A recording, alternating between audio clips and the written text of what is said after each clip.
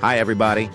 Today, we will embark on a journey together to explore the world of one of the most popular drinks, coffee. But it's not just any ordinary coffee. We're going straight to Brazil, the #1 coffee-producing country in the world.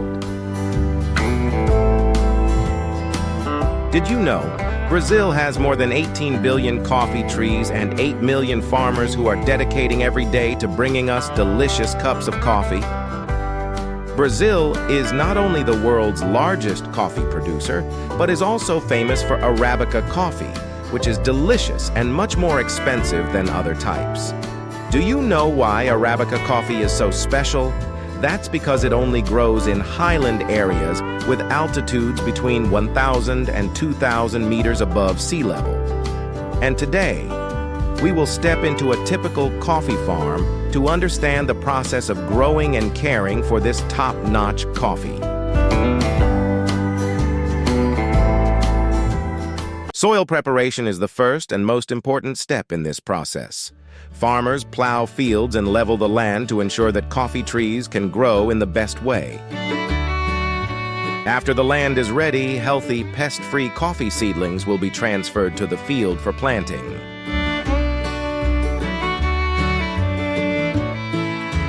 Coffee-growing soil needs a pH of 5.5. 6.5 loose, rich in nutrients and well-drained. These farmers will plant about 2,000 coffee trees per hectare.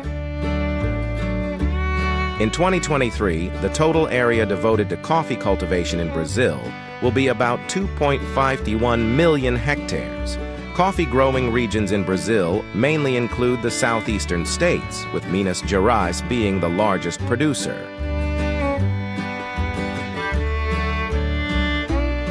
Growing coffee isn't just about planting seeds and hoping for the best. Coffee plants need meticulous care in each stage of development.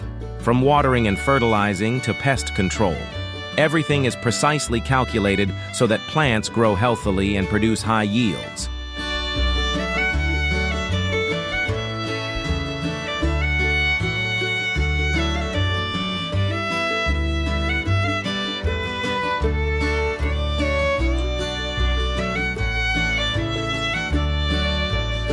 After a few years, when the coffee tree reaches maturity, pruning becomes extremely important.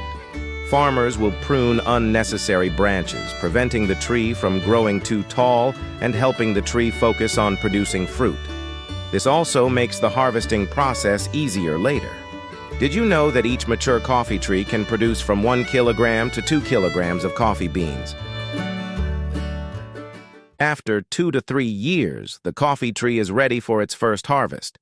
Brazilian coffee trees are harvested using both methods, manually and mechanically. Each method has its own advantages, but the common point is that they all require ingenuity and meticulousness.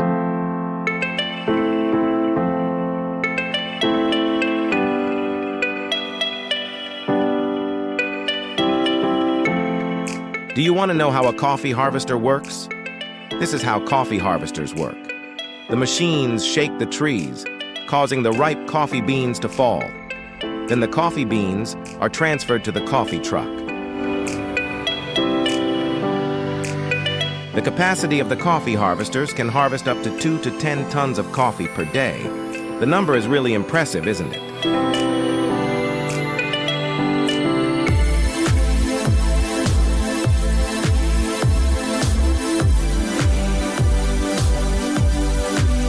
However, to create the highest quality coffee, some farmers still choose the manual harvesting method, picking each ripe coffee bean by hand. This not only ensures the highest quality, but also produces the best coffee beans in the world.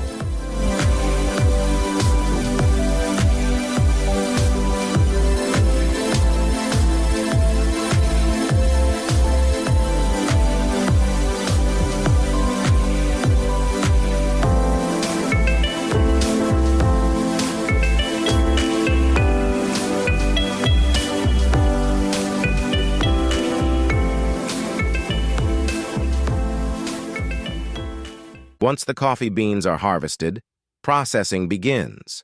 This is an extremely important step, determining up to 60% of the flavor of coffee beans. There are many different processing methods, but the two most popular methods are the natural process and the honey processing method.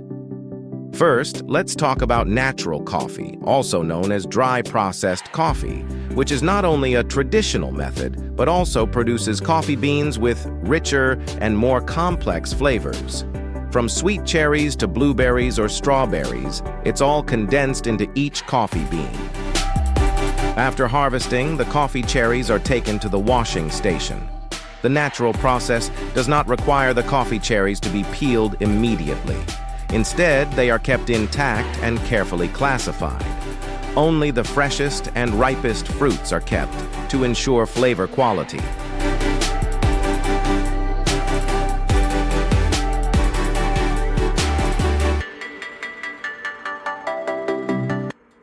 The coffee cherries are then taken to raised beds where they are dried in the sun for 3 to 4 weeks. What's special is that during this time, workers will continuously stir and sort to ensure the fruit dries evenly and is not damaged. Coffee cherries can be susceptible to mold or over-fermentation if not closely monitored. Therefore, each fruit must be carefully cared for. No detail can be overlooked.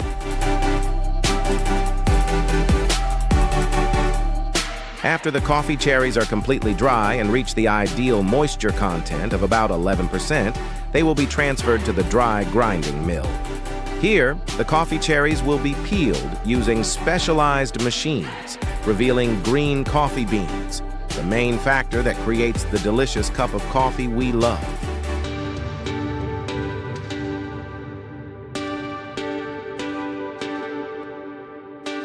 Next, let's learn how to process honeybees, different from natural processing methods.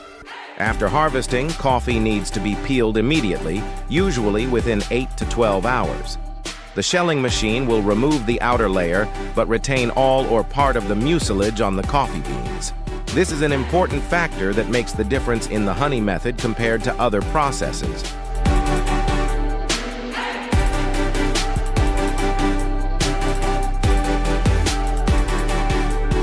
Honey coffee is classified based on the amount of mucus remaining on the beans and the way it is dried, often named by color such as yellow honey, red honey, black honey.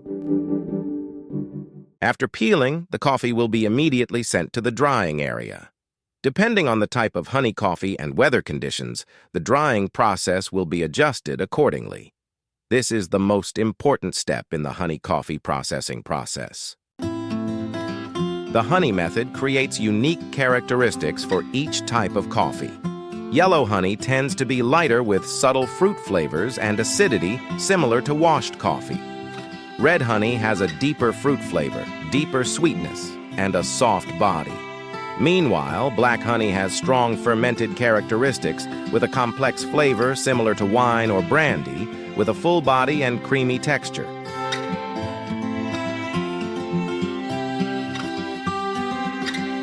Finally, the coffee beans are ready to be exported to all over the world. And here you have seen the journey of a coffee bean from the moment it is planted until it becomes a delicious cup of coffee in your hand. It's amazing, isn't it? So together, we have gone through an exciting journey from the Brazilian coffee fields to the delicate processing process. Every coffee bean is the result of hard work, patience, and love for this plant. And you, next time you drink coffee, remember the story behind each bean.